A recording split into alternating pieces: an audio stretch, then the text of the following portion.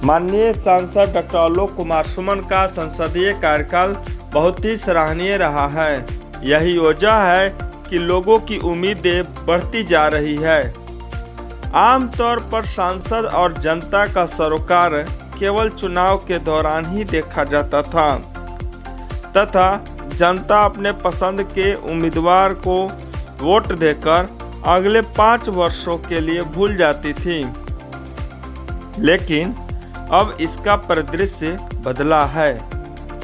जैसे ही डॉक्टर आलोक कुमार सुमन लोकसभा सदस्य के लिए निर्वाचित हुए, उसके प्रथम दिन से ही गोपालगंज के लोगों की मूलभूत जरूरतों और समस्याओं की पहचान करके उस पर रणनीति तैयार कर काम करना शुरू कर दिए।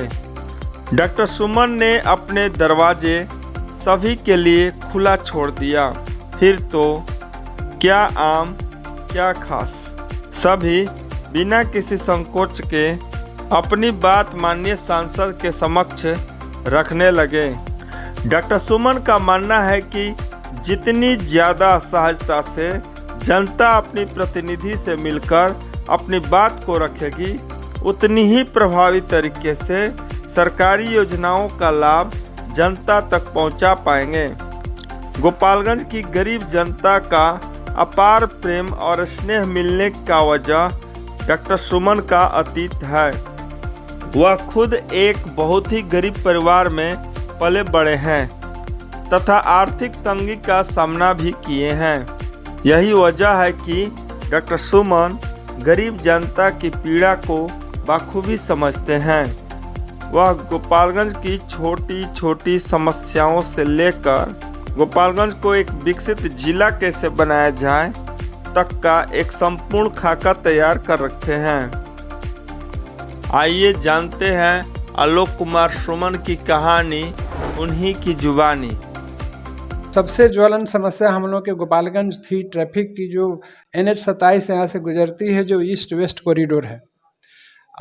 उस पर फ्लाईओवर करीब 16 साल से ऐसे ही पड़ा हुआ था। कहीं किसी का कोई इस पर या तो ध्यान नहीं था या कभी किसी ने प्रयास नहीं किया या क्या दिक्कत थी, लेकिन 16 साल से पड़ा हुआ था। उसके लिए मैंने अपने परम आदरणीय माननीय मुख्यमंत्री जी से दिशा निर्देश और मदद लेकर भारत सरकार के माननीय मंत्री परिवहन से निवेदन किया, उनसे मिला और पदाधिकारियों से मिला। उन्होंने वहाँ पैसा सैंक्शन कर दिए। मैं उनका आभार भी व्यक्त करता हूँ।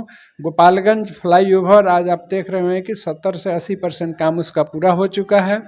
उसी तरह डुमरिया पुल 35 साल से ज़्यादा समय से पड़ा हुआ था, उसके लिए भी मैंने पैसा सैंक्शन कराया। उसका भी काम अभी लगभग 50% हो चुका है।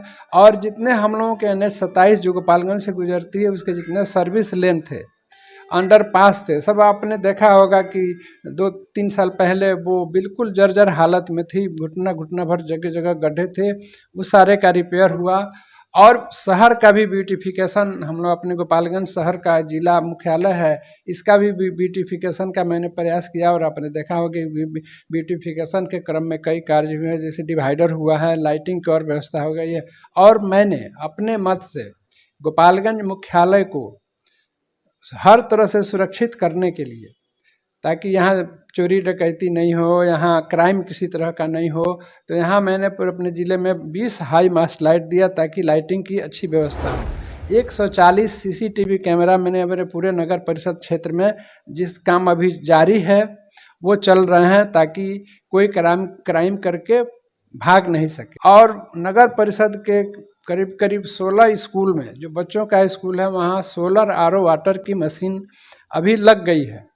वो भी अब धीरे धीरे अंतिम चरण में है। कुछ जगह चालू हो गया, कुछ जगह चालू होने की हालत में है। तो बाढ़ के बारे में मैं आपको बताऊं कि बाढ़ से, चूँकि मैं उसी इलाके से हूँ, बाढ़ की सारी समस्या से मैं पहले भुक्तभोगी भी था, उससे अवगत भी हूँ। तो मैं पार्लियामेंट में जाने के 3 या 4 महीने बाद ही बाढ़ की समस्या को उठाया। पार्लियामेंट में सवाल ये उठाया कि ये चूँकि नेपाल से जुड़ा हुआ इंटरनेशनल मामला भी बनता है ये, और बाढ़ की जितनी पानी आती है वो नेपाल से आती है। तो मैंने भारत सरकार से निवेदन किया कि उसकी नेपाल सरकार से बातचीत कर उसके कोई परमानेंट और अस्थायी व्यवस्था की जाए। इस प्रक्रिया में हमारे मुख्यमंत्री जी भी लगे हुए हैं, भारत सरकार भी लगी हुई है।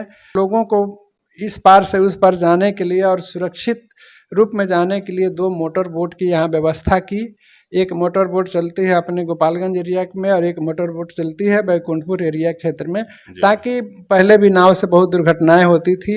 इसमें यह नाव की व्यवस्था की जिसमें करीब करीब 50 लोग एक साथ आ जा सकते हैं और वो बिल्कुल निःशुल्क व्यवस्था है। जब मैं यहाँ मेडिकल अफसर के रूप में हॉस्पिटल में कार्यरत था, हमारे दिव्यांगजन भाई यहाँ आते थे और कहते थे कि सर हमको बैसाखी दिला दीजिए। किसी को व्हील चेयर की ज़रूरत होती थी, किसी की ट्राईसाइकिल की ज़रूरत होती थी, लेकिन स्वास्थ्य विभाग में ऐसी कोई व्यवस्था नहीं थी जिसको कि हम लोग दिला सकें। तो कहीं न कहीं मेरे मन में कुछ उठता था कि हम लोग चाह कर भी कोई किसी तरह की मदद इन लोगों की नहीं कर पा रहे हैं। जब जनता ने यहाँ आशीर्वाद दिया और मैं जनप्रतिनिधि यहाँ का बना, तो भारत सरकार में ये व्यवस्था थी। मैंने ये व्यवस्था देखी कि भारत सरकार के द्वारा है ये डीप योजना के तहत दिव्यांगजन भाइयों को ये सालों से चला रहा है। इसके पहले क्यों नहीं गोपालगंज में कभी हुआ मैं तो नहीं कह सकता, लेकिन इसके पीछे मैं पड़ा तो मैं 2 कैंप कराया 2 बार अपने दिव्यांगजन भाइयों के लिए। और मेरी प्रयास है कि इसके अलावा भी कुछ छूट गए हैं उनको भी फिर अगली बार कैंप करके, मेरी ये इच्छा है कि पूरे अपने गोपालगंज में एक भी दिव्यांगजन भाई नहीं छूटे। अब देखते हैं ये सीनियर सिटीजन है, बुजुर्ग हो गए हैं, बहुत जगह परिवार उनको नेग्लेक्ट कर देता है, समाज भी नेग्लेक्ट कर देता है, उनको दैनिक जीवन गुजारने में बहुत दिक्कत होती है, परेशानी होती है। तो मैंने उसके वयोश्री योजना के तहत भारत सरकार से निवेदन किया कि उसके लिए हमको दिया जाए। तो पूरे इंडिया में 4 संसदीय क्षेत्र या कहिए 4 जिला चिन्हित हुए, जिसमें एक हम लोगों का गोपालगंज है, एक पूना में हुआ, एक देवरिया में हुआ, एक जगह और कहीं हुआ, और चौथा हम लोग का गोपालगंज जिला हुआ ये। और मैं चाहता हूं कि हमारे बुजुर्ग वृद्धजन अभिभावकगण जो हैं उनको किसी तरह की दैनिक जीवन में दिक्कत नहीं हो। जैसे उनको छड़ी की जिनको ज़रूरत है उनको हम लोग छड़ी दिए हैं, जिनको घुटने में दिक्कत है तो घुटने का बेल्ट दिया गया ताकि वो चलने में आसानी हो। किसी को कमर में दिक्कत है, कमर के बेल्ट दिया गया है। किसी को बैसाखी की ज़रूरत है, उसको बैसाखी दिया गया है। किसी को व्हील चेयर की ज़रूरत है, उसको व्हील चेयर दिया जा रहा है। किसी को, हमारे बुजुर्ग लोगों को उम्र के साथ साथ कान से सुनने में दिक्कत हो जाती है तो उनको हियरिंग एड दिया जा रहा है। आँख से देखने में दिक्कत होती है तो उनको चश्मा दिया जा रहा है। जिस वृद्धजन हमारे अभिभावक को जिस चीज़ की ज़रूरत है, एक व्यक्ति को अगर एक से ज़्यादा चीज़ों की ज़रूरत है उनको भी हम लोग दे रहे हैं। मान लीजिए किसी को छड़ी भी ज़रूरत है, किसी को हियरिंग एड की भी ज़रूरत है, किसी को चश्मा की भी ज़रूरत है, किसी को कमर में दर्द है, तो एक व्यक्ति को 3-3, 4-4 तरह के उपकरण भी उपलब्ध कराए जा रहे हैं। परम आदरणीय माननीय मुख्यमंत्री जी की भी एक योजना है मुख्यमंत्री चिकित्सा सहायता कोष, और माननीय प्रधानमंत्री जी की भी एक योजना है प्रधानमंत्री चिकित्सा सहायता कोष। हमारे ज़िले में जितने गंभीर रोग से पीड़ित गरीब लोग हैं जो इलाज कराने में सक्षम नहीं हैं, वैसे लोगों को मैं अपने मुख्यमंत्री जी के चिकित्सा सहायता कोष से और प्रधानमंत्री जी के चिकित्सा सहायता कोष से करीब करीब 1.25 करोड़ रुपए सहायता के रूप में दिलवा चुका हूं, ताकि वो अपनी इलाज अच्छे से करा लें, इलाज के बिना उनकी मौत नहीं हो। और आप सबों का आशीर्वाद और हमारी गोपालगंज की जनता का आशीर्वाद रहा तो मैं और भी काम जो अधूरे हैं उसको पूरा करूंगा और गोपालगंज को एक विकसित जिले के रूप में स्थापित करूंगा। जो हमारे अधूरे कार्य पड़े हैं, जो पूरा नहीं हुआ है, काम शुरू हो गया है तो वो तो पूरा होना है, लेकिन कुछ काम पाइपलाइन में है। जैसे आप एक देखें, एक तो एयरपोर्ट हमारा है कि उसको हर हालत में चालू करना है, ट्रेनें हैं लंबी दूरी की, उसको भी हर हालत में चालू करना है। गोपालगंज में ये गोपालगंज जिले के अंदर, ये गोपालगंज हेडक्वार्टर के अंदर गैस से पाइपलाइन की भी सप्लाई की व्यवस्था का मैंने स्वीकृति करा दी है, उसको चालू कराना है। इसी तरह अन्य जो काम है जो बहुत पाइपलाइन में है, और मैं अभी प्रयासरत हूँ और रहूँगा, और भारत सरकार से निवेदन करूँगा कि नेपाल से वार्ता करके हम लोगों को बाढ़ से इस गोपालगंज जिले को निजात दिया जाए। ये सबसे मेरा प्रथम और मेन उद्देश्य रहेगा कि इसको बाढ़ से इस जिले को निजात मिले, ताकि हमारी जनता सुख शांति से रह सके। वर्षों से उपेक्षित रहने वाला गोपालगंज जिला अब विकास के पथ पर चल पड़ा है। गोपालगंज के लोगों का जीवन अब बहुत ही सुखद होने वाला है।